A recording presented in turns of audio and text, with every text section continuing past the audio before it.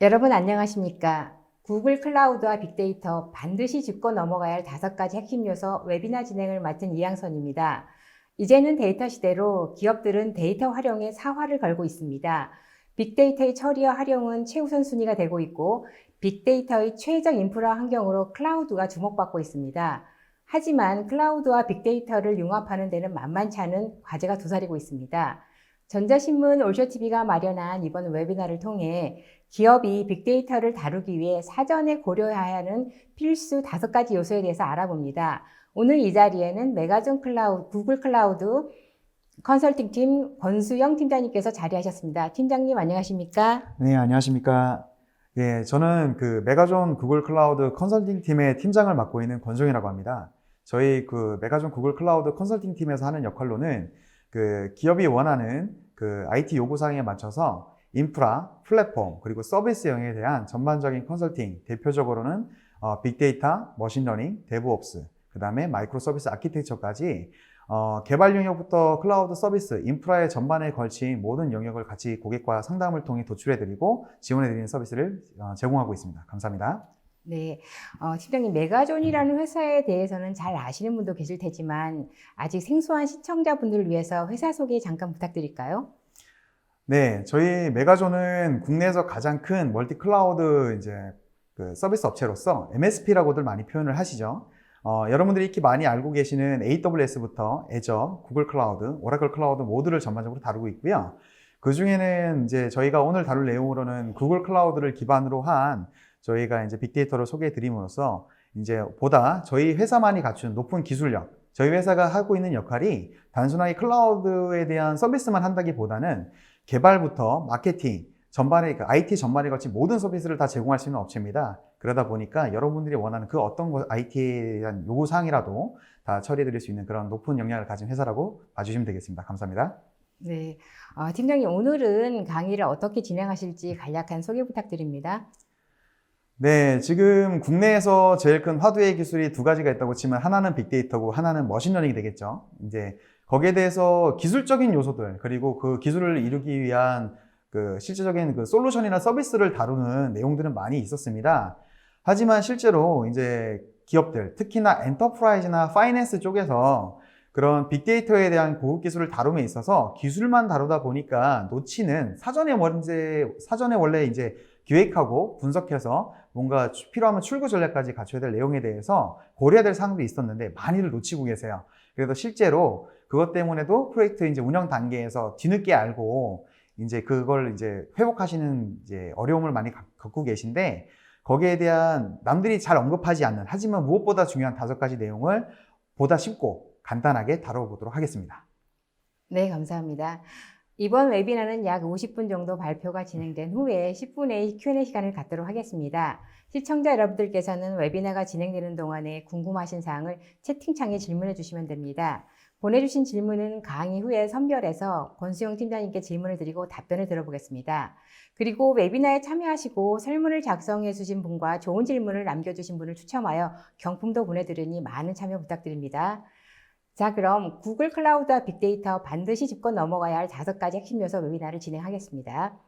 저 팀장님, 사실 빅데이터라고 하게 되면 기업의 관점에서는 굉장히 좀 민감한 주제일 것 같은데요. 네. 그러니까 오늘 강의 주제가 기업이 빅데이터 도입 및 운영에 대한 5가지 핵심 요소라고 하셨는데요. 네네. 이 5가지는 어떤 것을 말하는 건가요? 그게 오늘 제가 정한 5가지는 첫 번째는 개인정보나 민감정보, 그리고 2번째로는 이제 종속, 3번째로가 이제 확장, 4번째로 이제 내재화, 마지막으로 이런 걸 아울러서 실제로 프로젝트를 이제 돌림에 있어가지고 단편화, 단순화, 리사이클 이렇게 5가지를 이제 간단하게 좀 다뤄볼 예정입니다. 네, 그럼 팀장님의 말씀은 지금 기업들이 빅데이터를 도입할 때 구축이나 운영에 매몰되다 보니까 실질적으로 반드시 고려해야 될 그런 사항들을 간과해서 발생하는 문제점들과 그리고 그 문제점들을 해결할 수 있는 방법에 대해서 말씀해 주신다는 말씀이신 건가요? 네, 맞습니다. 실제로 기업들이 그러니까 제가 이제 필드를 직접 많이 뛰니까요. 이제 필드 생활을 많이 하다 보니까 실제로 기술적인 애로사항도 있기는 있죠. 근데 프로젝트 말미에 가면 실제로 사전에 고려될 부분들이 그때 이제 가시화가 되다 보니까 그때 보여지거든요. 그때 알면 너무 늦은 거죠. 그러니까 항상 아쉬운 경우가 너무 많았어요. 그래서 이번에 이제 이런 좋은 자리를 시작으로 고객분들께서 기업에서 이런 빅데이터를 이제 기획하실 단계부터 뭔가 이런 거 반드시 이런 5가지를 염두하고 진행하면 어떠실까라는 이제 생각을 가지고 있습니다. 네, 그러면은 본론에 들어가기 앞서 서두에도 말씀드렸겠지만 빅데이터와 가장 잘 어울리는 인프라 환경이 클라우드로 주목받고 있는데요. 이번 시간에는 구글 클라우드 기반으로 설명을 하실 텐데요. 구글 클라우드 플랫폼에 대해서 좀 간단하게 소개 부탁드립니다. 네, 그 구글 클라우드 플랫폼이라 GCP라고는 이제 많이들 말을 하죠. 저희도 이제 GCP 얘기를 하는데요. 뭐 아직 많이 홍보를 했음에도 불구하고 그 이제 구글이 클라우드에 하고 이제 방문하시는 분들도 많고요. 네, 구글 클라우드 하고 있습니다. 국내에도 레퍼런스 좀 많이 생겼고요. 네, 구글 클라우드는 여러분들이 알고 계시는 이제 AWS나 Azure와 같이 퍼블릭 클라우드입니다. 뭐 전 세계 점유율 3위 정도를 가지고 있는데요. 구글만이 가지고 있는 특색이 뭐가 있냐라고 이제 많이들 시장에서 물어보시는데, 대표적으로는 이제 그 구글 하면 여러분들이 가장 많이 뉴스에서 접하시고 실제로 이제 경험하시는 게 구글 검색, 그다음에 구글 이제 Gmail 같은 거, 그다음에 실제로 뉴스에서 많이 접하시는 내용은 빅데이터나 머신러닝, AI로도 얘기를 많이 접하시죠. 근데 오늘은 이제 구글 클라우드다 보니까 실제로 이제 구글 클라우드를 많이들 쓰고 계신 이제 글로벌이나 이제 한국 기준으로 소개를 간단하게 드리면, 구글 클라우드는 전통적인 이제 그 선두주자, 지금으로 치면 AWS나 Azure가 되겠죠. 틀리게 이제 후발주자인데, 그들이 이제 인프라의 중심으로 비즈니스를 한다고 한다면, 구글 같은 경우에는 이런 빅데이터나 머신러닝, 그리고 이제 마이크로 서비스 아키텍처를 위한 이제 쿠버네티스 기반의 이제 그 플랫폼 서비스들을 중심으로 해서 2017년도부터 이제 파스 시장에서는 이제 1위를 계속 가지고 있죠. 그리고 이제 해외 같은 경우에서도 빅데이터나 이제 머신러닝을 한다고 했을 때 제일 먼저 검토되는 선행 이제 프로바이더가 구글 클라우드가 되겠습니다. 근데 왜 그럼 구글 클라우드가 이런 빅데이터나 머신러닝 아니면 이런 다른 이제 고급 기술을 쓸 때 왜 이렇게 그러면 이제 부각이 되느냐라고들 또 물어보시는데요. 기존에 이제 시장에 나와 있는 클라우드와 다르게 이제 구글 클라우드의 특색이, 이런 고급 기술을 각각의 모든 프로바이더들은 서비스라는 이름으로 제공을 합니다. 서비스라는 이름으로 대표적으로 여러분들이 많이 알고들 계실, 한 번은 들어봤을 서비스 이름이 이제 빅쿼리라고 있습니다. 이런 서비스로 이제 출시가 되는데, 이 서비스 같은 경우가 구글이 고객들한테 딜리버리가 될 때 그 이용하는 형태가 가장 큰 장점으로 저도 내세우는 게 뭐냐면 서비스의 독립성을 얘기를 합니다. 그러면 서비스의 독립성이 뭐냐라고 이제 반문을 하시는데요. 이 서비스의 독립성은 뭐냐면, 구글의 모든 대부분의 서비스들은 각각의 서비스를 사용함에 있어서 REST API라는 네트워크를 통한 호출, 콜을 베이스로 처리가 되며, 그 네트워크만 돼 있으면 앞단이 어떤 형태로 어떻게 구성이 됐던지 간에 다 자기 역할을 동작시킬 수 있습니다. 이게 어떻게 보면 서비스의 독립성인 거죠. 예를 들면 내가 데이터 웨어하우스를 빅쿼리라는 걸 쓰는 데 있어서 앞에 오브젝트 스토리지인 클라우드 스토리지가 강제화될 필요성이 굳이 없다는 겁니다. 바로 내가 수식기 자체를 뭐 플루언트D나 엠버거 같은 걸 갖다 놓고 바로 빅쿼리를 같이 넣어준다든지, 아니면 나는 빅쿼리는 빅쿼리대로 퍼블릭하게 놓고 내가 온프렘에 가지고 있는 원천 데이터를 바로 그 온프렘에다 갖고 있는 이제 수직 머신을 통해서 네트워크만 연결해 놓고 던진다든지, 이런 식으로 그 우리가 레고를 많이 예를 들지 않습니까? 레고처럼 적재적소에 원하는 형태로 조합을 할 수 있죠. 이게 어떻게 보면 구글이 다른 클라우드 프로바이더가 가지지 못한 연관 종속이라고까지 저는 표현을 하는데, 이게 제일 약하고 각각의 서비스가 되게 강점을 가지고 있습니다. 그래서 구글 클라우드를 실제로 해보신 분들이 가장 큰 장점으로 꼽으시는 분들, 특히 빅데이터 하실 때 강점으로 꼽으시는 분들이 이 종속성 탈피에 대해서 되게 좋아들 하시고요. 좀 힘들어 하시는 부분도 솔직히 있습니다. 공부할 게 너무 많아요. 그러니까 내가 레고 만들듯이 내 마음대로 할 수 있거든요. 그러다 보니까 이게 내가 하고 있는 게 진짜 제대로 하는 게 맞느냐 아니냐에 따라서 공부를 진짜 많이 하셔야 돼요. 아니면 저희 같은 전문가를 많이 찾아주시거나 언제든지 불러주시면 찾아뵙겠습니다. 네, 구글 클라우드에 대해서 잘 들었습니다. 자, 이제는 기업들이 빅데이터 시스템을 구축하고 또 운영할 때 실질적으로는 쉬운 문제는 아닌 것 같습니다. 그래서 공통적으로 고민하고 있는 부분들이 있을 것 같은데요. 어떤 부분이 있고 또 가장 어려운 부분이 있다면 무엇이 있을까요? 실제적으로는 거버넌스 얘기를 빼놓을 수가 없죠. 저희가 이제 IT 컨설팅을 할 때 항상 언급드리는 부분인데요. 이게 예전에는 거버넌스 얘기가 나오긴 나왔었는데 그렇게 이제 대두되진 않았어요. 그냥 기존에 이제 그 조직이 갖춘 체계 내에서 IT 시스템 한두 개 추가해갖고 돌리는 것 자체가 새로운 업무가 늘더라도 다 포용 가능한 범위에서 이제 운영 가능했던 반면에, 빅데이터 같은 경우에는 이제 그 파이프라인이라고 표현하는 전체 흐름이 관장돼야 되는 흐름과 제어해야 될 각각 요소들이 되게 광범위해지고요. 그거를 제어하기 위한 기술들이 새로운 기술이 너무 많고 각각의 기술을 처리하기 위한 IT 서비스 또는 솔루션들도 너무 방대하죠. 그리고 실시간으로 변화하고 있는 IT 환경에서 데이터 분석이란 걸 지속적으로 하기 위해서는 거기에 대한 업무와 조직 구성이 다 맞춰지고 거기에 대한 모든 규범과 정책이 다 완성이 돼야 되는데 이게 어떻게 보면 다 거버넌스거든요. 근데 이제 실제로 프로젝트에 대해서 이제 상담을 하거나 브레인스토밍을 하거나 이런 웨비나나 세미나 자리에서 얘기를 하다 보면 거버넌스 얘기는 거의 등장하지 않죠. 하지만 제일 중요한 게 어떻게 보면 기업 입장에서는 거버넌스가 무엇보다 영순위로 일단 조금이라도 신경을 쓰셔야 된다라는 부분을 말씀드리고 싶습니다. 팀장님 말씀을 들으니 거버넌스는 어떤 시스템을 구축하든지 어떤 기본적인 토양이라는 말씀이신 것 같은데요. 자, 이제는 말씀하셨던 5가지 요소 중에서 개인정보보호에 관한 사항을 알아보겠는데요. 사실 우리나라는 개인정보보호법 등 그러한 규제들이 있기 때문에 이미 기업들에서는 데이터를 다룰 때 개인정보라든지 민감정보에 대한 다루는 것들을 이미 잘 대처하고 있을 것 같은데요. 어떻습니까? 네, 잘 대처하고 계시죠. 그러니까 이제 뭐 초대형 해킹이라든지 디도스 공격에 의한 뉴스가 아니고서야 뉴스에 여러분들이 언론이라든지 뭐 기타 방법으로 접하시기 어려우실 건데 약간 이제 상황이 바뀐 건 어떤 게 있냐면 지금 잘 기업에서 처리하고 있는 개인정보나 이제 민감정보는 온프레미스라는 환경에서의 존재를 합니다. 퍼블릭 클라우드, 특히 이제 국외 사업자 이런 환경에서는 또 개인정보나 민감정보의 근간은 같지만 IT적으로 처리하는 그 방법과 그 주변의 소비자들의 동의 같은 부분은 달라질 수가 있겠죠. 근데 그게 우리나라는 클라우드라는 개념이 2010년대 이후로 일찍 도입되긴 했지만 실제로 그게 기업들이 실도입을 해서 운영하는 그 과정에서는 오히려 엔터프라이즈나 파이낸스에서는 오히려 늦으세요. 그게 빠르지 않고 뭐 빨라야 국내에서 진짜 선두적으로 하시는 업체가 한 2년 전, 3년 전? 대대적으로 이제 특히 데이터 영역은 한 1년 반 전? 이런 식으로밖에 안 하시죠. 그 말은 다시 말씀드려 뭐냐 하면 새로운 환경에서 클라우드 사업자를 이용해야 된다는 특수성. 그 특수성은 뭐냐 하면 예전에 온프레미스에서는 내가 하고 싶은 대로 모든 걸 다 어느 정도 할 수 있었죠. 내가 다 뭐 OS 커널 레벨부터 제어가 가능하고 그 솔루션들을 거기에 맞춰서 나오다 보니까요.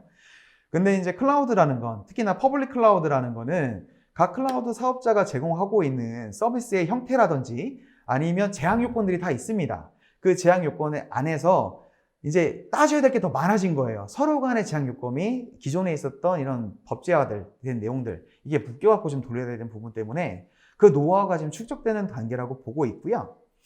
이어서 이제 앞에 있는 장표에 대해 간단하게 말씀을 드리면 실제로 보면 우리나라에서 또 이제 개인정보에 대해서는 많이들 일반 소비자분들도 알고 계시고 기업에서 담당하시는 분들이나 IT 담당 부서면 개인정보라고 하면 일단 머리부터 이제 지끈지끈 하시죠. 근데 또 재밌는 건 뭐냐면 빅데이터를 제대로 이제 다뤄보시는 분들한테도 또 예민한 게 뭐냐면 민감정보라는 게 또 나옵니다. 오늘 제가 다룬 장표에서의 그 개인정보나 민감정보는 그 제가 주요한 그 규제나 규범이나 법률 쪽을 그대로 이제 인용을 했고요. 왜냐하면 오해가 있으면 안 되니까요. 우리나라에서 개인정보, 저가 지금 다루고 있는 고객사가 월 평균 6개에서 9개 뭐 정도 되는데 그 재밌는 게 뭐냐면 다들 개인정보나 민감정보에 대해서 안다고는 하세요. 근데 얼마만큼 잘하시냐라고 반문을 하면 저도 잘 모르고요. 그분도 잘 몰라요. 근데 뎁스의 차이는 있죠. 근데 그게 왜 생기냐면 관련 이제 규제나 법률을 찾아보시면 이게 가지치기를 합니다. 엄청나게 가지치기를 하고요. 그나마 그 가지치기에 대한 또 노하우도 개인정보는 가지고 계세요. 근데 또 민감정보는 안 가지고 계시거든요. 근데 또 재밌는 게 뭐냐면 요즘에 기업들이 원하는 빅데이터의 그 데이터의 그 종류나 형태와 목적이 뭐냐면 개인정보도 개인정보인데 민감정보가 좀 많으세요. 근데 그 민감정보가 도대체 뭔데? 라고 하면 제가 이제 앞에 보시는 것처럼 그 막 개인의 신념, 그 다음에 뭐 노동조합, 정당, 뭐 정치적인 거, 그 다음에 뭐 건강 부분, 이런 것들도 이런 게 왜 다루는데 민감하지? 네, 이게 정부에서도 기업에서도 이거를 민감정보로 선언을 해서 이거 다룸에 있어가지고 좀 되게 조심해라 라는 부분들이 있습니다. 근데 이게 왜 기존에는 부각이 안 됐냐?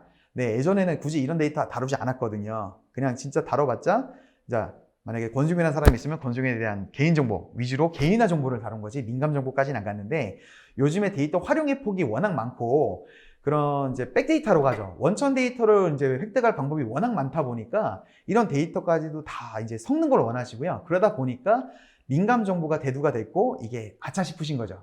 이런 부분이 이제 언제 나타나냐? 이제 프로젝트 이제 끝날 때쯤에 나타나게 됩니다.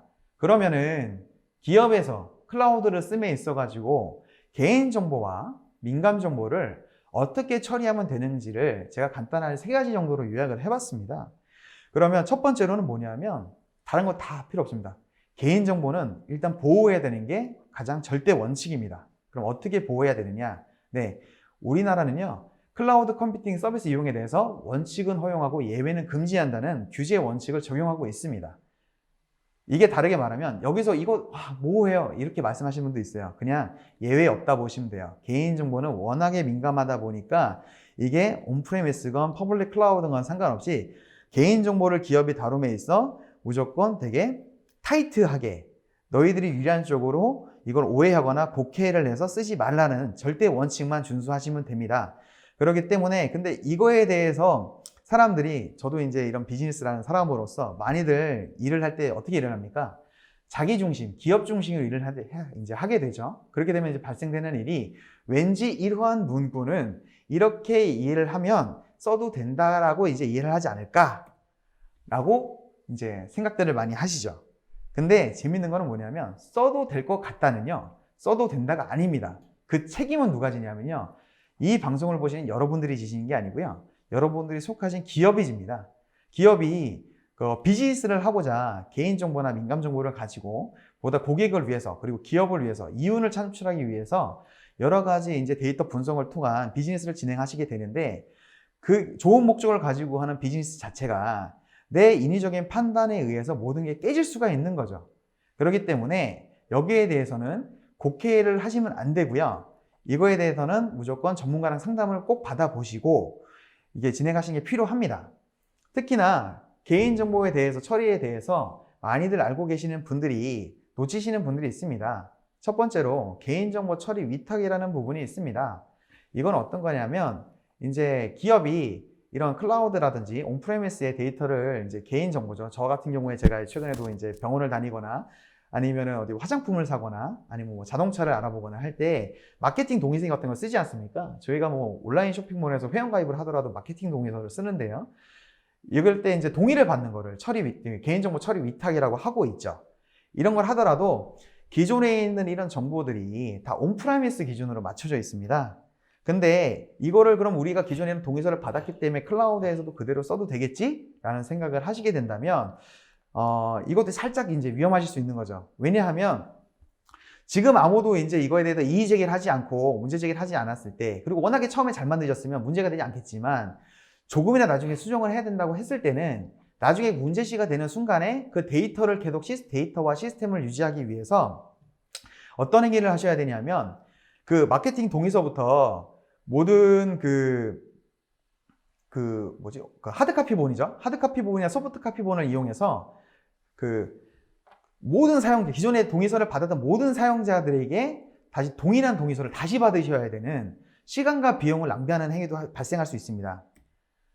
그러니까 이런 일을 막기 위해서 어떻게 하라고요? 네, 관련 기관에 그런 개인정보나 민감정보를 처리하는 그런 기관들, 그리고 저희 같은 전문가들, 필요하면 클라우드 서비스 사업자들을 통해서 항상 오픈된 마음으로, 그러니까 열린 마음으로 상의하시고 처리하시면 됩니다. 그리고 두 번째로 개인정보 국외 이전도 마찬가지입니다. 기업들이 또 이제 빅데이터에 대해서 클라우드를 이용하실 때 많이들 이제 또 놓치시는 부분이 있습니다. 뭐냐 하면 이제는 빅데이터에 대해서 기업들이 퍼블릭 클라우드를 쓰시는 이유가 예전처럼 버추얼 머신을 기준으로 그러니까 이아스 영역에서 모든 빅데이터 플랫폼을 구축하지는 않으세요. 예를 들면 우리는 고성능의 데이터 웨어하우스, 예를 들면 빅쿼리와 같은 고급 서비스와 또는 그 데이터 플로우, 기존의 온프레미스에서 이제 아파치 빔이나 스파크라고 하는 서비스를 구성하기 힘든 것들을 뭐 데이터 플로우 같은 서비스로 플랫폼 서비스죠. 플랫폼이나 사스 서비스로 대체를 시키면 보다 고성능의 정확한 서비스를 더 짧은 기간으로 더 저렴하게 구축할 수 있기 때문에 클라우드를 많이 쓰시는데요. 이런 서비스 중에 일부는 그 구글 클라우드 같은 경우도 올해 상반기에 이제 한국에 리전이 들어왔습니다. 들어왔음에도 불구하고 일부 서비스는 아직 한국에 못 들어오는 것도 있고요. 그건 다른 클라우드 서비스 프로바이더도 마찬가지인 것들이 있습니다. 이런 경우에는 그 수집하신 데이터들이 해외 이전으로 넘어가는 경우도 있어요. 근데 그걸 강제화는 못 시킵니다. 이런 부분들도 항상 확인을 하셔야 돼요. 근데 이런 것들을 모든 걸 알고 하실 수는 없다 보니까 그래서 결론은 뭐다? 이런 것들에 대해서는 항상 전문가와 관련 기관, 관련 업체들하고 항상 상의하시고 진행하시길 바랍니다. 감사합니다. 네, 기업들이 간과할 수 있는 개인정보와 민간정보에 대한 자세한 활용 잘 들었습니다. 자, 이번에는 좀 다른 측면에서요. 그 빅데이터와 머신러닝 처리에서는 기술적인 종속 부분도 고려돼야 된다고 하셨는데 구체적으로 이 종속이라는 것은 어떤 것을 말하는 것입니까? 네. 주제는 제가 종속이라고 잡았고요. 지금 말씀을 되게 잘해 주셨는데, 그 기술적인 종속입니다. 이 기술적인 종속이란 부분은 무슨 말을 뜻하냐면, 우리가 일반적으로 IT에도 종속을 말할 때 보면 솔루션 종속을 많이 얘기를 하세요. 예를 들면 우리 뭐 큰 기업들이 대표적으로 많이 쓰고 있는, 이름은 말할 수 없는 그 대표적인 초대형 DBMS가 있지 않습니까? 이런 경우도 이제 클라우드로 그대로 넘기게 되면 제일 크게 겪는 문제가 첫 번째가 라이센스 이슈가 걸리죠. 라이센스 이슈가 걸리고 두 번째로는 이제 그 트래픽 양에 따른 스케일 인하우스를 하셔야 됩니다. 그것도 라이센스에 걸리죠. 이런 이제 솔루션 기반의 종속을 많이 얘기하셨는데 저는 이런 종속을 포함해서 기술적인 종속을 말씀을 드리는 겁니다. 그래서 그 기술적인 종속은 뭐냐라고 하면 단순하게 솔루션 관점에서의 종속을 보지 말고 내가 하고 싶은 게 만약에 빅데이터라 그러면 그 빅데이터 전체를 아우르는 슈퍼볼이라고 항상 얘기를 하지 않습니까? 그거를 해야 되는 거고요. 그리고 여기서 주의하실 부분이 뭐냐면 제가 종속에 대한 얘기를 드리지만 종속은 100% 피할 수는 없습니다. 하지만 100%에 가까운 무종속은 가능하거든요. 100%에 가까운 무종속을 실행하면 시행할수록 그렇다고 우리가 기업이 무조건 지금 준비가 뭐 아무리 종속을 피하고자 해도 우리가 갖춘 역량과 아니 비즈니스 환경이 뭐 10%밖에 탈출을 못해. 네, 거기에 맞춰서 맥시멈 가시면 돼요. 이렇게 하셔야지만 이후에 말씀드린 확장이라든지 기타 사항들이 다 편안하게 진행이 가능하시고 실제로 이 종속으로 인한 문제를 사전에 도출을 하고 판단하시고 설계에 반영이 돼야지 여러분이 실제 운영에 이제 적용을 하셨을 때 보다 나은 이제 처리가 가능하게 되는 겁니다. 사실 그 국내 기업들 같은 경우는 종속에 대한 리스크를 크게 생각하지는 않으시는 것 같아요. 그렇다면 종속으로 인해 발생할 수 있는 어떤 대표적인 리스크들이 어떤 것들이 있고 또 해외에서는 이 부분을 어떻게 처리하고 있는지 좀 예를 들어 주시겠습니까? 네, 해외 같은 경우는 벌써 이제 몇 년 전부터 우리나라보다 한 4, 5년 정도 빠르죠.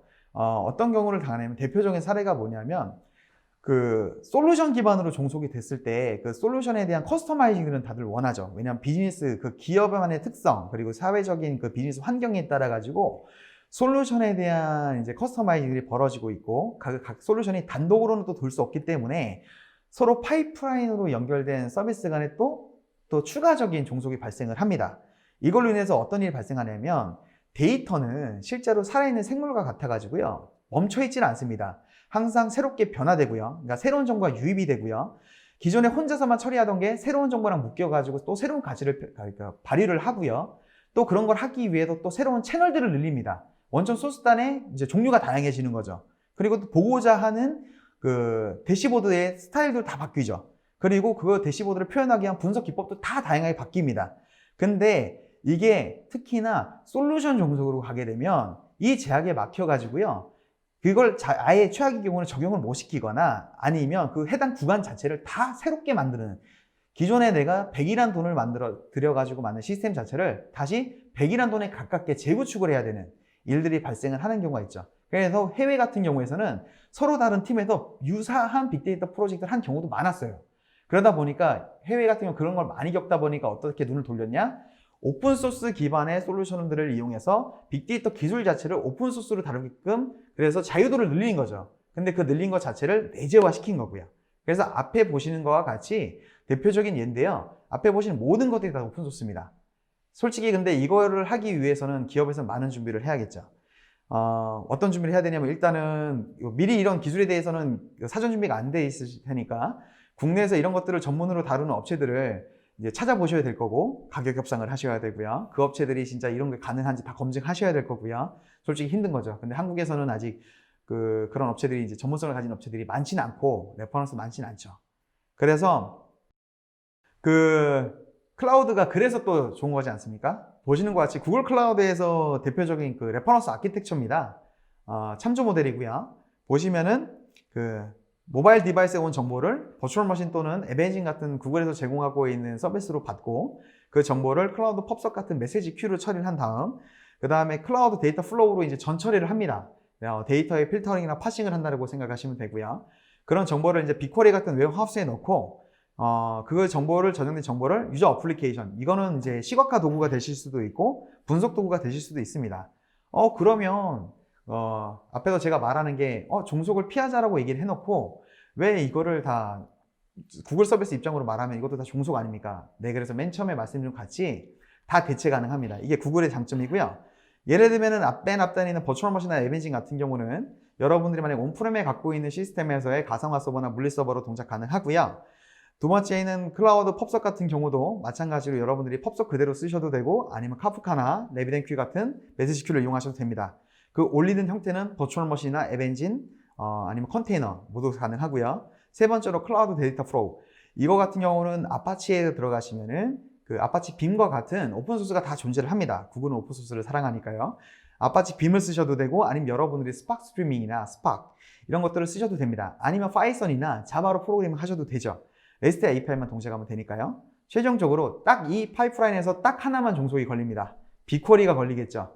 빅쿼리는 여러분들이 빅쿼리 때문에 구글 클라우드를 맨 먼저 검토하신다고 저는 생각을 하는데요. 현존하는 모든 이제 온프렘과 퍼블릭 클라우드를 포함해서 가장 좋은 데이터 웨어하우스죠. 실시간 처리에서는 약간의 버퍼는 필요하지만 실제로 초고 성능의 그 정형 비정형 데이터를 다 처리할 수 있으며 그걸 안시 SQL로 다 조회가 가능하고 최근 기능으로는 그 일부 ML까지도 쿼리문으로 동작 가능한 최고의 DW 서비스고요. 그 빅쿼리 뒤에 오는 모든 이제 어플리케이션도 REST API로 콜만 가능하다면 다 어떤 형태에 가능하기 때문에 이게 이제 구글의 특장점이고 이게 어떻게 보면 종속을 피하는 클라우드를 이용하는 최고의 장점이라고 말씀드릴 수 있겠습니다. 네, 종속을 탈피하는 방법에 대해서 사례를 들어주셨고 그다음에 구글 클라우드 기반의 예를 들어주셨는데요. 잘 들었습니다. 자, 이번에는 확장에 대해서 알아보겠습니다. 사실 기업들이 새로운 시스템을 도입할 때는 현재 상황의 문제를 해결하고 효율화시키는 것도 중요하지만은 차후에 비즈니스가 확대되거나 확장될 때 그 비즈니스에 따른 확장도 고려될 것 같은데요. 어떻습니까? 그렇죠. 이제 실제로 빅데이터 시스템을 완벽하게 초기에 구축을 한 다음에 이거를 잘 활용할 수 있느냐? 네, 이거는 잘 구축된 시스템이라고 한다면 가능은 하죠. 근데 빅데이터 시스템 그리고 빅데이터 플랫폼이 기존의 IT 그 시스템과의 가장 큰 차이점이 있다면 데이터를 다룬다는 부분입니다. 이 데이터를 다루는데 이걸 좀 크게 다루죠. 요즘에 뭐 데이터 레이크 얘기도 하는데요. 크게 다루다 보니까 기본적으로는 처음에 초기 목표가 잘 달성되고 나서 활용이 잘 될 때 필수적으로 무조건 그 다음에 얘기 나오는 게 뭐냐면 확장입니다. 이제 이거 해봤으니까 이걸로 뭔가 가치가 나왔어. 그럼 이제 우리가 생각했던 이것도 지금 잘 되고 있는 거 한번 얹어보자. 이게 이제 확장의 시작인 거죠. 근데 확장을 어떻게 이제 잘할 거냐. 예, 이게 제일 관건인데 확장을 어떻게 하면 잘할 거냐는 이제 쉽게 말씀드리면 바로 직전에 말씀드렸던 종속을 얼마만큼 회피를 했고 내가 얼마만큼 그 주체성 있게 이거를 플랫폼을 운영하고 커스터마이징 할 수 있느냐가 관건이라고 볼 수 있습니다. 일종의 트레이드 오프 관계라고 보시면 되고요. 종속을 최대한 배제하셨을 만큼 그만큼 확장은 자유도가 생깁니다. 대표적인 예로 이게 만약에 기존에 아마 이런 거 생각하시면 될 거예요. 기존에 단일 솔루션을 가지고 데이터 처리를 하셨다고 한다면 그 단일 솔루션에서 처리하지 않은 시스템에 대해서 별도의 파이프라인을 뚫으셔야 됩니다. 파이프라인을 뚫는다는 얘기는 별도의 시스템을 갖춰놓고 분기시킨다는 얘기예요. 이렇게 되면은 두 가지 문제가 생기는데요. 하나는 데이터 웨어하우스가 두 개가 됩니다. 데이터 웨어하우스가 두 개가 되면 여기에 대한 정합성 관리를 하셔야겠죠. 정합성 관리하는 것 자체가 큰 부하가 발생을 합니다. 성능도 저하가 될 거고요. 거기에 대한 비용도 발생을 할 겁니다. 그럼 거기에 대해서 분석을 할 경우에도 똑같이 두 번째 만들어낸 시스템에서도 처음과 같이 똑같이 확장 문제가 발생할 수 있습니다. 그럼 제2, 제3, 제4의 확장 시스템이 병렬로 만들어지는 얘기인데 그러면 그럴수록 여러분들은 비용과 시간과 인력을 더 필요로 하실 거고요. 그러다 보면 어느 순간에는 우리가 이거 왜 해지라는 마인드로 이제 빠지실 건데 그걸 막기 위해서라도 확장을 위해서는 뭘 하셔야 된다라고 말씀을 드리면 종속을 최대한 회피를 하고 여러분들이 컨트롤 가능할 수 있도록 잘 주체적으로 다 관리를 하셔라 라고 말씀을 드리고 싶습니다. 네, 말씀을 들으니 확장과 종속은 반비례의 관계인 것 같은데요. 자, 이번에는 오늘 웨비나에 가장 많은 내용을 담고 있는 내재화에 관련된 부분을 좀 알아보겠는데요. 사실 대부분의 기업들이 내재화를 진행하고 있는 것을 알고 있는데요. 왜 이게 중요한 건가요? 네, 앞에 세 가지가 해결이 됐다 그러면 실제 빅데이터는 내재화가 없으면 그 죽은 시스템이라고 저희는 표현을 합니다. 왜 죽은 시스템이라고 하면 예를 들어 드리겠습니다. 여러분들이 시스템을 잘 빅데이터 시스템을 운영해서 윗분들에게 보고도 잘 하고 계시고 시장의 고객한테 뭐 대표적으로 상품 추천 같은 걸 잘 하신다고 이제 예를 들었을 때 시장 상황이 좀 바뀐 거예요. 예를 들면 기존에 분석하던 알고리즘을 가지고 이제 시스템에 태워가지고 그거 가지고 뭔가 비즈니스 넣다가 보니까 이제 가중치라고 표현하는데 가중치가 바뀔 수도 있고 번수 요건이 바뀔 수도 있거든요. 이런 경우에 그럼 이제 시스템에도 약간의 추가적인 커스터마이징이나 로직 개선을 해야 되지 않습니까? 아니면 로직 추가를 한다거든요. 근데 이게 내재화가 안 돼 있으면 어떻게 하셔야 되겠습니까? 그걸 구축했던 업체들한테 전화를 하셔야겠죠. 전화를 하고 전문가를 다시 찾아야 됩니다. 근데 그런 전문 업체들은 항상 뭔가 그 사람들의 비즈니스 메인 목표가 그 비즈니스를 하는 거기 때문에 뭔가 프로젝트를 하고 계시겠죠. 그러면 기업 입장에서는 우린 지금이 급한데 그 업체 기준으로 타임테이블이 맞춰집니다. 그러면 그 업체가 타임테이블을 맞춘다고 쳤을 때 바로 시스템화가 될까요? 그렇지 않습니다. 그 업체에서는 고객분들보다도 고객사의 비즈니스 도메인에 대한 지식이 많을 수가 없죠. 그러면 많은 인터뷰와 검증과 POC와 같은 검증과 로직 이제 거기에 대한 이제 승인까지 받아야 됩니다. 그러면 최소한 2, 3주의 시간이 걸리겠죠. 그 사이에 시간은 계속 지나갑니다. 시장은 더더욱 변하고 있고요. 그러면 최종적으로 현행화를 못한다는 얘기입니다. 그러기 위해서 그럼 그 기업을 상주를 시키면 되겠다. 네, 그 비용과 시간은 누가 됩니까? 그래서 외국 같은 경우에서는 앞에 말씀드린 것과 같이 모든 시스템, 특히나 빅데이터 머신러닝 같은 경우에서는 코어 레벨과 분석 레벨, 그리고 수집 레벨 같은 경우에서는 내재화를 기준으로 가고요.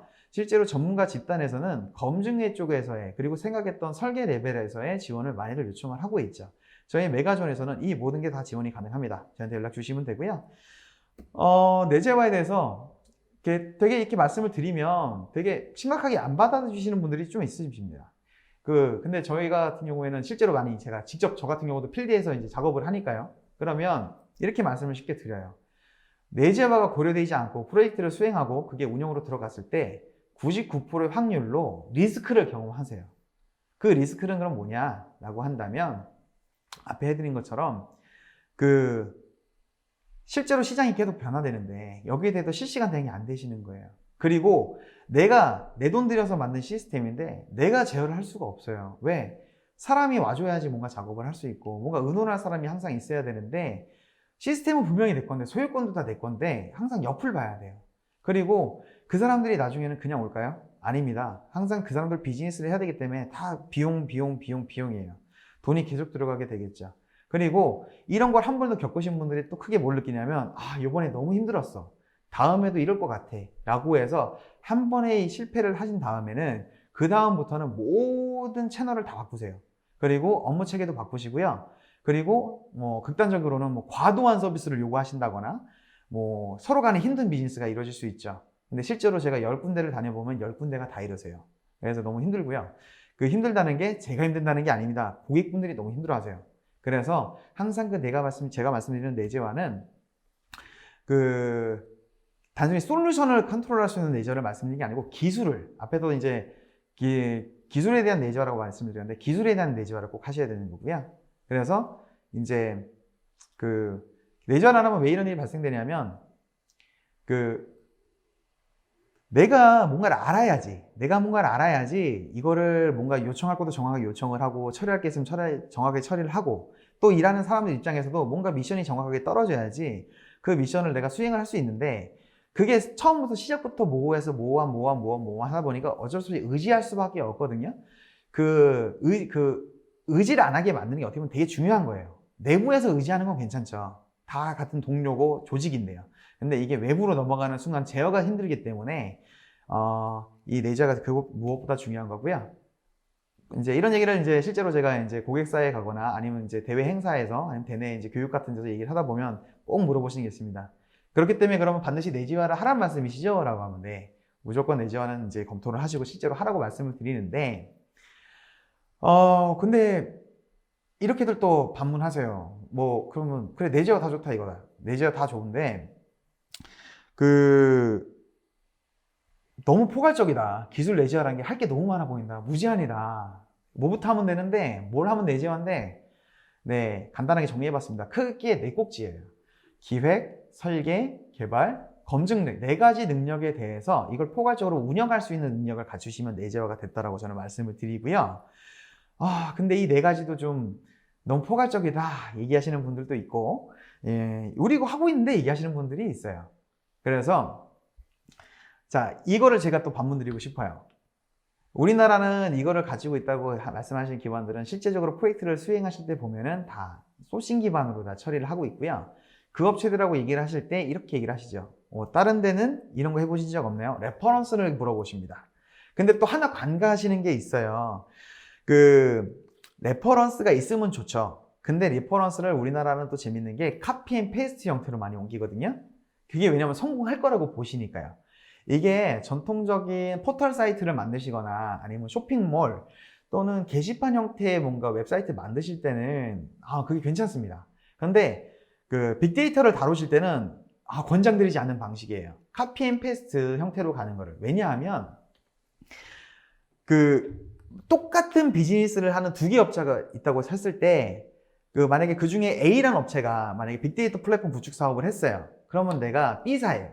B사가 그럼 A사를 한 업체한테 가서 자, 우리 A사랑 똑같은 걸 만들어줘 라고 만들었을 때 그 회사에서 돌릴 때만큼 효과가 있을까요? 절대 그렇지 않습니다. 왜 그러냐면 아무리 유사한 비즈니스를 한다 그래도요, 회사에 이제 최종적으로 그 비즈니스를 달성할 때 목표치가 다 틀리고요. 그 다음에 그 목표를 달성하는 방법도 틀리고요. 그리고 기존에 처리할 때 업무에서 발생한 데이터도 다 틀립니다. 공통 영역도 있겠지만. 그러면 그런 것들을 다 이제 이해하고 논의해서 커스터마이징 해주고 같이 고객하고 뭔가 시너지를 낼 수 있는 업체라 그러면 어느 정도 해결은 되겠죠. 근데 그런 업체가 쉽게 있지는 않을 것 같네요. 네. 그리고 이제 실제로 민감한 분들이 제일 중요하게 보시는 분들이 이거죠. 그러면 기획, 설계, 개발, 검증도 너무 러프하다. 우리가 뭘 갖추면 되냐? 네. 크게 제가 이제 약간 포인트로 말씀을 드리면 기획 능력은요, 목표를 정해야 하고요, 활용 방안을 정의할 수 있는 능력을 말합니다. 실제로 우리 회사가, 우리 기업이 이 빅데이터를 통해서 뭘 하고 싶은지 모호하면 안 돼요. 명확하게 뭘 하고 싶고 이걸로 무슨 가치를 낼 수 있다 라는 목표를 정의할 수 있고요. 그걸 나중에 확장을 해서 어떻게 더더욱 더 나은 비전을 가지고 비즈니스에 접목시킬 수 있지, 이거를 더욱 명확하게 내줄 수 있는 역할을 기획 능력이라고 말씀을 드립니다. 두 번째로는 설계 능력이에요. 근데 설계 능력이란 게 모든 걸 완벽하게 시스템 설계를 하는 걸 말씀드리는 게 아닙니다. 앞에서 제가 종종 얘기를 드렸죠. 그리고 실제로 파이프라인 설계라는 시스템 설계는 저희 같은 전문가들이 진행을 고객분들과 같이 합니다. 그러면 설계 단계에서의 본인들의 요구사항이 잘 충분히 반영을 됐는지 검토를 하실 수 있으셔야겠죠. 그 정도 수준에서의 같이 소통을 하면서 우리가 원하는 요구사항, 시스템 설계 레벨에서의 파이프라인이 정확하게 갖춰지고 있는지를 의논하고 판단하실 수 있을 만큼의 설계 능력을 뜻합니다. 세 번째로 개발 능력입니다. 개발 능력은 제일 쉬워요. 어떻게 보면 그냥 자바나 파이썬 이런 관련된 개발 능력만 있으면 돼요. 개발자 레벨에서는 얘기할 게 명확하거든요. 마지막으로 검증 능력입니다. 실제 프로젝트가 진행된다고 했을 때 맨 마지막에 정리가 다 되고 나서 자, 이제 수행사가 이제 다 끝났습니다 라고 하면 단순히 문서만 보고 자, 수고하셨습니다 검수서에 사인해 주시는 게 아니고 초기 전원 기획 설계 개발 단계에서의 요구사항들이 명확하게 반영이 됐고 앞에서 말씀드렸던 개인정보, 민감정보, 그 다음에 종속, 확장 문제가 충분히 검토가 됐는지 같이 확인할 수 있는 능력인데요. 이거는 기술력이 아니에요. 어떻게 보면. 왜? 그 기술력이 없기 때문에 처음부터 여러분들은 저희 같은 전문가를 찾으신 거 아닙니까? 그런 분들이 그럼 가장 갖춰야 될 게 뭐냐면 커뮤니케이션 능력입니다. 그 검증을 하기 위해서 부족한 부분이 많으시기 때문에 여러분들께서는 직접 저희 같은 전문가 또는 관련 기관, 그 다음에 뭐 법률부서를 찾아가셔가지고 많은 정보를 소통을 통해서 획득을 하시고 그것들을 다시 소통을 통해서 검증을 하실 수 있는 능력을 키우시는, 그래서 기획, 설계, 개발, 검증에 대해서는 제가 말씀드리고 싶은 건 이런 부분들을 꼭 잘 챙겨주셨으면 좋겠다는 바람을 드리고 있습니다. 그래서 자, 요약하겠습니다. 자, 여러분들한테 내재와 내자 이렇게 중요하다고 말씀을 드렸고 저 같은 경우도 되게 많은 부분을 여기서 할당을 했습니다. 하지만 저도 알고 있습니다. 다 내재화할 수 없다는 것은. 네, 이거는 물론 당연한 거고요. 하지만 이 내재화가 중요하다는 기본은 무엇이다? 회사가 자신들의 비즈니스와 자신들의 시스템, 이거는 다 직접 제어가 가능해야 되지 않습니까? 이런 내재화가 반드시 필요하다는 기본, 그리고 앞에 말씀 4가지 사항은 반드시 갖추시길 부탁을 드립니다. 그리고 시간이 1년, 2년, 3년이 걸리더라도 그리고 몇 년이 더 걸릴 수도 있어요. 외국 같은 경우는 초장기로도 보세요. 별도의 R&D를 갖고 계신 분들도 있거든요. 이런 것처럼 시간은 걸릴지언정 반드시 이 기술적인 부분에 대해서는 여러분들이 직접 컨트롤할 수 있도록 내재화하시길 부탁드립니다. 네, 팀장님 말씀을 들으니 내재화에 성공하는 것이 시스템 도입에 성공했다고 할 정도로 굉장히 과언이 아니라고 할 것 같은데요. 굉장히 중요하다는 말씀 굉장히 강조 많이 하셨습니다. 자, 그럼 이번에는 마지막 요소, 5번째 요소에서요. 단편화, 단순화, 리사이클인데요. 어찌 보면 요 5번째 요소는 POC나 파일럿 프로젝트처럼 느껴지는데요. 맞나요? 네, 맞습니다. 이제 실제로 그 POC나 파일럿을 말하는 게 맞죠. 근데 약간 이제 보시면 제가 단계를 3가지 정도로 정리를 했습니다. 뭐 1단계, 2단계, 3단계로 정리를 했고요. 여러분들이 빅데이터 플랫폼 구축 사업이라든지 빅데이터를 뭐 고도화를 하신다거나 하실 때 보면 약간 이제 우리나라 IT 얘기를 하면 제일 많이 어떻게 보면 얘기 나오는 게 빅뱅 얘기가 많이 나오지 않습니까? 하나의 큰 요구사항을 가지고 프로젝트를 함에 있어가지고 연단위 책정된 예산을 이제 완성형으로 한 6개월에서 1년 정도, 길게는 한 2년 단위로의 목표를 가지고 시작부터 끝까지를 딱 묶어서 끝내버리는 프로젝트를 하시는데요. 빅데이터나 특히나 머신러닝 쪽에서는 이런 식으로 진행을 하시면 너무나 위험합니다. 변수 조건이 너무 많고요. 고려사항이 너무 많아요. 각각의 서브 요건에 대해서 하나하나 체크할 게 너무 많습니다. 그래서 해외 같은 경우도 마찬가지고요. 국내에서도 저희 메가존 클라우드 같은 경우, 특히나 저희 또 구글 컨설팅 팀에서는 권장드리는 방법, 그리고 수많은 저희 고객사 경험으로 이제 제안 드리는 방법은 어떤 거냐면 이런 단위 요소들을 다 끊어내라는 겁니다. 단편화시키고요. 단순화시킨 다음에 이것들을 각각을 POC나 파일럿 형태로 검증을 하는 거죠. 예를 들면 기술적인 검증도 당연히 포함되지만 비즈니스적인 검증을 하는 거예요. 예를 들면 우리가 모호하게 생각했던 데이터 분석의 활용 방안이 있으시지 않으십니까? 그것들이 실제로 데이터가 다 만들어져서 치고 이런 데이터가 있으면 실제로 이렇게 활용하면 우리가 비즈니스 가치 창출이 될까? ROI 같은 것을 분석하시는 거예요. 그런 것들 다 POC가 되실 수 있죠. 꼭 IT만 POC라는 법 없지 않습니까? 또 그것들이 비즈니스 POC가 되면 그 다음엔 IT POC를 하는 거예요. 실제로 그런 데이터들을 만들 수 있는 기술력들이 우리 회사가 보유하고 있거나 시장에도 확보가 되어 있는지를 확인을 하시는 거고요. 그런 것들이 어느 정도 주요 기술 리스크 사항이 검토가 되면 이걸 하나의 그룹으로 묶습니다. 하나의 그룹으로 묶어서 되게 소규모 프로젝트를 띄우시는 거예요. 이걸 이제 파일럿 한다 그러죠. 그래 놓고서 이렇게 했을 때의 장점은 뭐냐 하면 첫 번째는 여러분들의 시간이 단축됩니다. 어떤 시간이 단축되냐면 나중에 처음에 완벽한 시스템을 바라보고 시스템 기획을 하게 되면은 기획 시간이 급속으로 많이 들어가실 거예요. 짧게는 3개월에서 길게는 6개월 정도 들어가시고 그 실제로 프로젝트를 했을 때 또 어떤 문제가 발생하냐면 검수 단계에서 아니면 통합 테스트 단계에서 가시화가 됐을 때 실제로는 모호하던 게 가시화 되면 그때 이제 눈치채거든요. 아, 우리가 바랬던 게 이게 맞다, 이게 아니다, 이게 좀 부족하다. 이런 식으로 파악이 되는데 그때는 돌이키기가 시간이 없죠. 근데 그런 시간들을 이런 식으로 단편화, 단순화를 시키시게 되면 그때 브레이크 포인트라고 하는 멈출 수 있는 지점들이 나오고 그 시간은 짧은 시간과 적은 비용으로 처리가 되기 때문에 그게 성공을 하면 바로 다음 단계로 가시면 돼요. 실패하면 바로 포기하시고 바로 그 다음 우선순위 돌리시면 돼요. 이런 식으로 1단계, 2단계, 3단계 목표 설정하고 빅데이터 처리하고 마지막으로 시각화를 보고 이런 식으로 해서 단계별로 깨도 고도화 성장을 시키시면서 처리를 하시게 되면 그리고 더 좋은 건 뭐냐면 이렇게 처리를 하실 때 보면 앞에서 말씀드렸던 4가지를 항상 체크하시면서 확인하시면서 가실 수 있거든요. 이런 부분이 다 처리가 되다 보니까 이런 것들 그래서 제가 단편화, 단순화를 말씀을 드리고 마지막 리사이클은 뭐냐면 이렇게 진행하는 게 이제 어느 정도 성공을 하시잖아요. 이러면 이게 패턴화가 됩니다. 패턴화가 된다는 건 그 업무 체계와 방법론을 그대로 재활용해서 새롭게 계속 재활용을 하실 수 있다는 거예요. 그래서 단편화, 단순화, 리사이클 이 3가지를 하나로 묶어서 꼭 처음부터 끝까지 완성형을 만드실 생각하지 마시고 항상 검증과 검토 그리고 이 단계를 거칠 수 있도록 기획해 주시는 걸 부탁을 드립니다. 네. 빅데이터 시스템 구축에서 그리고 도입하고 운영의 효과를 보기까지 5가지의 핵심 요소, 살펴봐야 될 5가지 핵심 요소를 잘 들었는데요. 자, 그렇다면은 기업이 빅데이터를 도입하고 또 운영 효율을 높이기 위해서 가져야 될 자세가 있다면 어떤 게 있을까요? 네, 좋은 말씀 감사합니다. 일단은 사람들이 이제 필드에 나가보고 아니면 특히나 이제 요즘에는 그 인턴십을 이제 대학교에서 많이 하니까요. 이제 저도 멘토링을 많이 하고 이제 여기서 얘기 들어보면 제일 많이 듣는 얘기 중에 하나가 야, IT에서 안 되는 게 어디냐라는 표현을 되게 공경회를 많이 하시죠.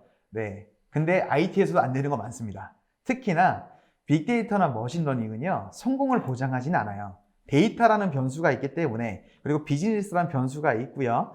이게 또 여러분들이 다루시려는 아마 회사에서 한번 살펴보세요. 어떤 빅데이터를 하고 싶으신지. 아마 요즘에 가장 큰 화두는 개인화 정보를 바탕으로 한 뭔가 상품 서비스나 기획 아니신가요? 이렇게 되면 개인입니다. 개인이라는 건 어떻게 보면 저 같은 사람인데, 사람은요, 정의를 못 내리죠. 그러니까 일단은 무조건 된다는 마음은 일단 내려놓으셔야 돼요. 무조건은 된다는 생각은 내려놓으시고요. 포커싱을, 그러니까 집중을 잘 하셔야 돼요. 뭐에 집중을 하냐? 우리가 이거를 할 때 무슨 가치를 창출할 수 있고 이게 진짜 될 건지 안 될 건지를 기획 단계에서 면밀하게 따져지시는, 그러니까 어느 정도 마음을 내려놓지만 이거를 성공시키기 위해서 행동은 정확하게 가는 겁니다. 앞에 말씀드린 것처럼 개인정보, 민감정보 면밀하게 따지세요. 이거 실제 우리가 비즈니스 했다가 잘 진행했다가 마지막에 정부에서 이거 하지 마라 해가지고 다 접어야 되는 수까지 다 고려를 하세요. 그리고 종속 같은 경우도 저희 같은 전문가들 얘기를 들었을 땐 다 되는 것 같잖아요. 하지만 따질 거 다 따져보세요. 종속 문제나 이런 거 다 따지시고 거기에 대해서 확장 문제, 우리가 활용 방안을 잘 고려하시면 확장도 종속과 함께 물려서 잘 처리가 됩니다. 내재화 부분, 우리가 단순하게 이거 한번 해놓고 정형화시켜서 멈추실 거 아니잖아요. 계속 변화되는 비즈니스 시장에 따라서 데이터를 더 추가로 확보를 하시고 기존에 있는 데이터도 더 새로운 기법으로 분석하실 거잖아요. 살아있습니다. 여기에 대해서 면밀하고 정확하게 우리가 처음에 마음가짐은 좀 내려놨지만 그 내려놓은 마음가짐 안에서는 정확하게 성과를 내야 되지 않습니까? 비즈니스 성공을 해야 됩니다. 이걸 하는 방법은 행동입니다. 행동 자체는 다시 말씀입니다. 분명하고 정확하고 이걸 가지고 앞에 있는 마음가짐과 묶어서 정확하게 모든 성공을 해서 여러분들이 비즈니스가 항상 성공하실 수 있는 자리가 갖추시는 것을 이제 부탁드립니다. 네, 잘 들었습니다. 오늘 사실 이 웨비나를 시청해 주시는 분들 중에서는 빅데이터 시스템 도입에 관심 있으시거나 혹은 빅데이터 시스템 도입을 고려하시는 분들이 계실 것 같아요. 마지막으로 그런 그분들을 위해서 당부하고 싶은 말씀이 있으시다면 어떤 게 있을까요? 네, 빅데이터나 머신러닝, 이름만 들어도 설레고 좋죠. 네, 이름만 들어도 설레고 좋고, 국내에 보면은 많은 전문가, 저를 포함해서 이제 스스로 전문가라고 말하는 사람도 많고요. 우린 전문가 집단입니다. 또는 우리 전문 회사입니다. 얘기하는 사람 많습니다. 네, 뭐, 사자도 많고요. 진품도 많아요. 근데, 자신 있게 말씀드릴 수 있습니다. 일단은 고객분들은 그 목적을 이루기 위한 수단에 너무 얽매이지 않으시면 좋겠어요. 일단은 많은 사람들을 만나시고요. 많은 기업을 만나세요. 자신있게 말씀드리면 저희 메가존의 구글 클라우드 컨설팅 팀은 그 단언한 건데 국내에서 가장 기술력 있는 조직이고요. 여러분들은 이런 조직을 잘 활용해 주시면 좋겠고요. 그런데 저희가 마음에 안 들거나 저희가 실력 없다 보시면 또 다른 업체, 여러분들이 판단할 때 전문가 집단 이용하시면 되고요. 그리고 앞에 제가 내재화를 얘기 드렸는데 오해하시면 안 돼요. 어떤 부분을 오해하시면 안 되냐면 내재화를 한다고 해서 모든 거를 다 내재화하는 건 아닙니다. 그러다가는 진짜 여러분들이 진짜 알파벳 같은 회사를 갖추셔야 돼요. 알파벳도 모든 걸 다 갖추진 않았거든요. 이제 구글이죠. 네, 그러면 진짜 우리가 갖춰야 될 필요한 기술만 갖추시면 되고 나머지 건 다 갖다 쓰세요. 갖다 쓰시고 여러분들은 뭐 하시면 되냐면 창의적인 걸로 비즈니스를 하시면 되죠. 대신에 빠르게 하실 수 있도록. 그리고 역할에 얽매이지 마세요. 처음에 거버넌스 얘기 드렸지만 빅데이터나 머신러닝 같은 고급 기술을 가지고 비즈니스를 하실 때를 보면은 되게 민첩해야 되거든요. 항상 조직 구성원들의 역할과 조직 구성 자체가 변경될 수 있습니다. 역할에 얽매이시게 되면은 여러분들의 기업에서는 원하시는 바를 이루실 수가 없어요. 그리고 마지막으로 모르는 거는 부끄러운 거 아니에요. 소통을 얼마나 잘하냐가 얼마만큼 고급 기술을 잘 다룰 수 있느냐거든요. 그러니까 아는 사람들을 많이 모으셔서 협업하시고요. 여러분들의 비즈니스가 오늘 이 자리를 빌어 그리고 항상 행복하시고요. 번창하시면 좋겠습니다. 감사합니다. 네. 오늘 권수영 팀장님의 이 좋은 정보들 나눠주셔서 감사드리고요. 수고하셨습니다. 네, 감사합니다. 네. 팀장님께서 강의하시는 동안에 시청자분들의 반응이 뜨거웠습니다. 질문도 상당히 많이 쏟아졌는데요. 시청자분들이 주신 질문을 몇 개 골라봤습니다. 자, 질문을 주셨는데요. 메가존 클라우드와 아마존 AWS를 윗분에게 보고할 때 메가존 구글 클라우드를 어떻게 한마디로 얘기 드리면 윗분이 오케이 하는지 가장 좋을지 팁 좀 부탁드린다고 하셨는데요. 국내에서 가장 많은 레퍼런스를 보유하고 있고요. 국내에서 가장 많은 고급 기술을 이제 실제 필드에 적용해 본 업체입니다. 이렇게 생각하시면 아주 좋지 않을까요? 네. 또 다른 질문요. 오늘 방송에서 말씀하신 내재화의 요건인 기획, 설계, 개발, 검증 외에 하나 더 추가한다면 어떤 요건이 있을까요? 라고 질문해 주셨는데요. 여기서 더 이상 추가하라고는 저는 말씀드리지 않습니다. 왜냐하면 이 4개만 가지고도 조금씩 파고 드시면 가지치기가 너무 많이 생겨요. 그러면 여러분들이 거기에 겁을 먹고 우리나라 기업에 이제 저도 그렇지만 모든 사람들은 기업에서 근무를 하실 때 어떻게 일을 하시냐면 기존의 업무가 있으시잖아요. 기존 업무가 있으신 상황에서 새로운 업무를 받게 되는 것 자체가 솔직히 부담스럽습니다. 근데 이런 내용 다루는 것 자체로도 부담스러우시는 분들이 계실 거예요. 그런데 그렇기 때문에 일단은 앞에 말씀드린 4가지, 저라고 5번째가 없겠습니까? 있습니다. 원래는 보안이죠. 하지만 보안 너무 어려워요. 일단 4가지만 하시고요. 그 4가지를 어느 정도 말씀드린 것 정도 진행을 하시고 나서 그 다음에 보안 영역을 한번 내재화하시기를 부탁드립니다. 네, 또 다른 질문은요. 자, 기업 입장에서는 데이터의 보안 관련 문제도 중요하겠지만 비용 문제도 무시 못하는데요. GCP에서는 대량으로 발생하는 데이터를 최적화하여 비용 절감 효과를 제공하는 방법이 있을까요? 라고 하셨습니다. 네, 좋은 질문 감사드리고요. 일단은 그 GCP에서만 가능한 방법이 몇 가지가 있죠. 대표적인 게 이제 앞에서 초반에 말씀드린 것처럼 각 서비스 간의 이제 독립성을 이용하는 방법인데요. 그 다른 클라우드와 다르게 구글 클라우드에서 빅쿼리라는 대표적인 상품을 이용함에 있어서 앞단에 별도의 그 스토리지는 필요하지 않습니다. 빅쿼리 자체가요. 데이터 저장소이자 데이터 마트로도 활용할 수 있고요. 그 스스로가 분석 엔진입니다. 그러면 다시 말하자면 내가 데이터가 이제 수집이 될 때 그냥 그대로 빅쿼리에 넣으시면 돼요. 근데 그 모아진 데이터가 이제 웨어하우스가 되겠죠. 창고 형태로 다 쌓이겠죠. 그러면 이거를 기존에는 내가 다시 이제 재활용을 하기 위해서 그 RDBMS 같은 형태로 다시 변환해서 마트 형태로 저장을 하시거든요. 거기에 대해서도 파이프라인이 늘어나고 관리 포인트가 늘고 솔루션 검토를 하셔야 되는데 빅쿼리에서 빅쿼리 내부로 이제 우리가 그 테이블 만들듯이 그냥 크리에이트 셀렉트 문으로 다 데이터를 재생성할 수 있어요. 그러면 거기에 대해서도 비용이 저장 요금은 스토리지 요금만 받고요. 조회 이제 크리에이트 셀렉트 셀렉트에 대한 데이터 이제 범위 요금만 받기 때문에 자동적으로 관리 포인트가 적어지고 그 다음에 파이프라인이 짧아지고 거기에다가 이제 그 빅쿼리의 그 저렴한 요금 자체에서 모든 게 수행되다 보니까 말씀하신 모든 게 다 해결되지 않을까 싶습니다. 네, 또 다른 질문은요. 데이터를 수집, 분석하는 순간에도 비즈니스 환경은 급변할 텐데 이런 점을 감안한다면 어떤 클라우드를 사용하느냐 보다는 비즈니스 목적을 달성하기 위해 어떻게 탄력적으로 클라우드 환경을 구축하느냐가 더 큰 숙제인 것 같은데요. 이에 대해 GCP는 어떤 대안을 제시할 수 있을까요? 라고 하셨습니다. 네, 지금 이게 빅데이터를 접근할 때 이제 인프라라는 표현을 이제 추가를 해주셔서요. 기본적으로 이제 빅데이터나 머신러닝 영역이 이제 퍼블릭 클라우드와 함께 갑자기 훅 컸어요. 훅 컸던 이유가 이아스 환경 때문에 큰 게 아닙니다. 이아스 환경으로 큰 거는 있긴 하지만 미미해요. 근데 그걸 다르게 말하면 뭐 때문에 컸다고 전 단언하냐면 파스 영역, 플랫폼 영역 때문이거든요. 예전에 뭐 하둡 같은 거 이제 버추얼 머신에서 구성하거나 온프레미스에서 구성할 때 어려워요. 안정화까지 막 6개월 걸리고요. 그리고 그 하둡 같은 걸 도입해서 운영하신다 그러더라도 이제 비정형 데이터만 처리가 되니까 또 그걸 다시 정형화시키는 하이브라든지 뭐 임팔라 같은 걸 이제 도입을 하시죠. 그리고 막 스팍 같은 것도 공부를 하셔야 되고요. 근데 이제 이런 클라우드 프로바이더가 제공을 하고 있는 이게 서비스들 중에 딱 그 자기들이 취약하거나 되게 고성능에 그리고 빠르게 적용할 수 있는 시스템들은 필수적으로 아까 제도 종속을 100%로 회피할 필요는 없다라고 말씀을 드리지 않았습니까? 그 부분을 쓰고요.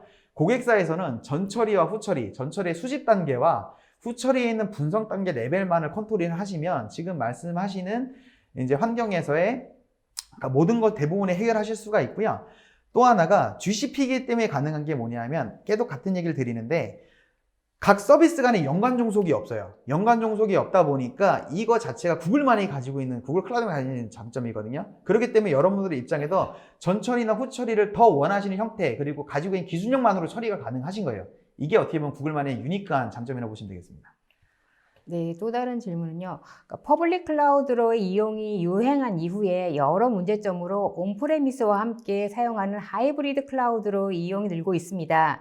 하이브리드 클라우드로 운영할 때 온프레미스 서비스와 퍼블릭 클라우드 서비스를 무엇으로 나누는 것이 좋을지 기술적인 장단점을 비교해 주십시오라고 하셨는데요. 비용을 포함해서요. 시간이 4분 남았으니까요. 짧고 간단하게 말씀을 드리겠습니다. 일단은 이제 제일 권장하는 방식은 그 하이브리드 형태를 제일 권장을 드립니다. 그 이유는 처음에 말씀드렸던 오늘 제일 처음에 다뤄드렸던 개인정보랑 민감정보 때문에 그렇고요. 대부분의 개인정보랑 민감정보를 처리하기 위해서는 우리나라에서는 암호화를 포함해서 비식별화 작업을 이제 강제하는 경우가 많습니다. 근데 그 비식별화 작업은 온프렘에서 하는 게 정석이죠. 그렇게 되면은 실제로 비식별화된 정보는 이제 고성능에 그리고 이제 최적의 비용 효율을 갖추고 있는 GCP와 같은 퍼블릭 클라우드에서 분석을 해야 될 거고요. 실제로 그거를 시각화해서 보기 위해서는 다시 식별화 작업을 해야 될 텐데 그것도 다시 이제 온프렘으로 내려야 됩니다. 그렇기 때문에 순수하게 퍼블릭 클라우드에서만 모든 걸 해야 된다는 거는 일단은 차선책으로 생각을 하시고요. 이제 기업이 특히나 엔터프라이즈나 금융권이실 경우에는 하이브리드를 필수적으로 하시고요. 멀티 클라우드는 답이 아닙니다. 멀티 클라우드 같은 경우에도 어차피 하이브리드가 한쪽엔 걸려야 돼요. 그러면 당연히 하이브리드를 하게 됐을 때는 일반 한쪽의 퍼블릭 클라우드 프로바이더를 썼을 때보다 비용은 증가를 하겠죠. 예, 비용은 당연히 증가를 할 겁니다. 특히나 증가되는 필수 요인 중에 하나가 이제 그 퍼블릭 클라우드에서 처리된 엔드 데이터가 다시 온프레미스로 넘어올 때 그 이그레스 요금이라고 하는 이제 데이터를 빼오는 거, 아웃바운드 요금이 생기기 때문에 무조건 플러스 알파가 생기는 건데요. 이건 어쩔 수 없는 필수 요금이라 생각을 하시면 돼요. 그래서 비용으로 쳤을 때는 정리를 하면 온프레미스가 아닌 그냥 퍼블릭 클라우드 하나만 썼을 때가 제일 저렴하지만 여러분들이 어느 정도의 규모가 있고 개인정보나 민감정보를 민감하게 다뤄야 되는 기업이라면 하이브리드가 강제화 될 거고요. 하이브리드가 됐을 때는 이제 앞에 말씀드린 것처럼 퍼블릭 클라우드를 쓸 때보다는 비용이 증가할 수밖에 없다. 어느 정도는. 예, 이거는 염두해 주시기 부탁드리겠습니다. 네, 다음 질문은요. 빅데이터 머신러닝 구축 후 1차 목표를 달성했다면 다음 최우선 고려사항의 확장이라고 하셨는데 확장 다음 순서에 고려해야 될 사항은 무엇입니까? 라고 하셨습니다. 네, 이런 질문 너무 좋죠. 아까 그래서 제가 5번째 얘기 드릴 때 리사이클이라고 말씀을 드렸습니다. 이 리사이클, 이 전 과정을 통해서 기업이란 것도 멈춰 있지 않죠. 생물과도 같아요. 기업도 항상 그 이윤을 창출하기 위해서 항상 새로운 비즈니스 뭔가 골을 만들어냅니다. 목표를 만들어내고요. 그 목표가 데이터에 관련된 것이라면 거기에 대해서 처음부터 다시 목표를 명확하게 정의하고 그것들을 개인정보나 민감정보 어떻게 처리할 걸 포함해서 앞에 말씀드린 5가지를 고려해서 계속 앞에 성공한 사례와 유사하게 패턴화 시켜갖고 적용하는 이 계속 선순환하는 구조를 만드시면 됩니다. 그러면 고도화되는 게 실제로 겪어보시면 내재화가 점점 고도화가 될 거고요. 다른 단계들은 되게 간편화가 점점 되실 거예요. 패턴화가 됐기 때문에. 네, 이상입니다. 네, 다음 질문 한 가지 더 드리겠습니다. 자, 오픈소스 기술 도입 시 라이선스 및 유지 보수는 어떻게 되나요? 라고 하셨는데요. 이제 많은 기업들이 오픈소스를 우리나라에서 도입을 하실 때 보면은 이제 많이 당황을 하시는데요. 당황하신 첫 번째 이유가 오픈소스 이퀄 이제 프리소스라고 생각을 하세요. 무료다. 아닙니다. 오픈소스는 절대 무료가 아니고요. 공개 기술이라는 의미고요. 그거에서 첫 번째로 놀라시고 두 번째 같은 경우가 그 오픈소스의 비용 체계 가지고 많이 또 놀라세요. 오픈소스도 내부적으로 라이센스 체계가 있지만 실제로 여러분들이 실제로 시장에서 쓰고 계시는 일반 솔루션과 같은 라이센스 체계는 솔직히 보유하고 있지는 않습니다. 대표적으로 오픈소스 솔루션들은 서브스크립션이라고 외치는 그 기술 지원 서비스로 이제 연단위 동일 비용을 처리를 하는데 이것 때문에도 많이 당황하세요. 일반적으로 기업들은 이제 서비스 도입을 하실 때 보면은 첫 해년도에 얼마의 비용을 내고 그 다음 해부터는 유상 유지보수 전환되면서 특정 요율을 가지고 유지보수비를 내는 형태인데 오픈소스 같은 경우에는 이 서브스크립션을 이제 구매를 하시게 되면 같은 규모에 대해서는 매년 같은 비용을 꾸준히 지급을 하셔야 되고 필요에 의해서는 오프라인 지원, 국내 오프라인 지원을 위해서 또 추가적인 기술 지원 계약을 해야 되거든요. 이런 부분이 있다 보니까 이런 부분을 명심하시고 관련 전문 업체들을 이제 찾으셔갖고 논의하시면 되고 이런 업체 찾기 힘들어. 편하게 저희 쪽에 연락 주시면 됩니다. 네, 감사합니다. 네, 세미나 동안 쏟아지는 질문에 성의껏 답변해 주신 분께 감사드립니다. 방송 후에는 설문에 참여해 주신 분과 좋은 질문을 남겨주신 분을 추첨하여 경품을 보내드리겠습니다. 팀장님 오늘 끝으로 웨비나 소감 부탁드립니다. 오늘 이 좋은 플랫폼에서 좋은 주제를 가지고 좋은 얘기를 좀 나눈 것 같아요. 뭐 1시간이라는 시간이 진짜 눈 깜빡할 사이에 진행된 것 같고요. 언제든지 또 이런 좋은 기회가 있다면 여러분들하고 그다음에 또 이제 사회자님이 오늘 너무 잘해주셔서 행복합니다. 네. 아무튼 너무 감사드리고요. 오늘 하루 또 행복하고 앞으로 행복한 일만 계속 있으시길 바랍니다. 감사합니다. 네, 이상으로 전자신문 오쇼TV가 마련한 구글 클라우드와 빅데이터 반드시 짚고 넘어가야 할 5가지 핵심 요소 웨비나를 마치겠습니다. 오늘 웨비나 영상과 자료는 웨비나 후에 일주일 내로 오쇼TV에 업로드되오니 많은 참여 부탁드립니다. 오쇼TV는 또 다른 웨비나 방송으로 시청자 여러분을 찾아뵙겠습니다. 시청해주신 여러분 고맙습니다.